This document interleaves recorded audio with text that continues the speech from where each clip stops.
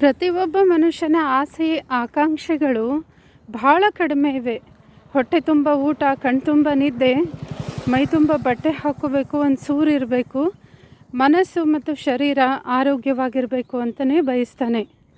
ಈಗೊಂದೇನು quantum science develop ಆಗ್ತಾ ಇದೆ, ಅಥವಾ ಇದೆಲ್ಲ ಟೆಕ್ನಾಲಜಿ AI ಇದೆಲ್ಲ ಡೆವಲಪ್ ಆಗ್ತಾ ಇದೆ. ಇದಕ್ಕೆ ಕ್ವಾಂಟಮ್ ಸೈನ್ಸ್ ಕಾರಣ. ನಮ್ಮ ಪ್ರಾಚೀನ ಋಷಿ ಮುನಿಗಳು, ಬುದ್ಧ, ಮಹಾವೀರ ಅಥವಾ ಶಂಕರಾಚಾರ್ಯ ಅವರೆಲ್ಲ ಹೇಳಿದ್ದು ಕೂಡ ಕ್ವಾಂಟಮ್ ಸೈನ್ಸನ್ನೇ.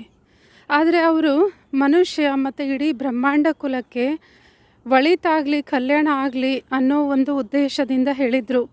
ಆದರೆ ಈಗೇನೊಂದು ಕ್ವಾಂಟಮ್ ಸೈನ್ಸ್ ಡೆವಲಪ್ ಆಗ್ತಾ ಇದೆ, ಇದರಿಂದ ಮನುಷ್ಯ ಕುಲಕ್ಕಷ್ಟೇ ಅಲ್ಲದೇ ಇಡೀ ಬ್ರಹ್ಮಾಂಡಕ್ಕೆ ಅಥವಾ ಪ್ರಕೃತಿಗೆ ಹಾನಿ ಆಗ್ತಾ ಇದೆ, ಪ್ರಾಣಿ ಪಕ್ಷಿಗಳಿಗೆ ಹಾನಿ ಆಗ್ತಾ ಇದೆ.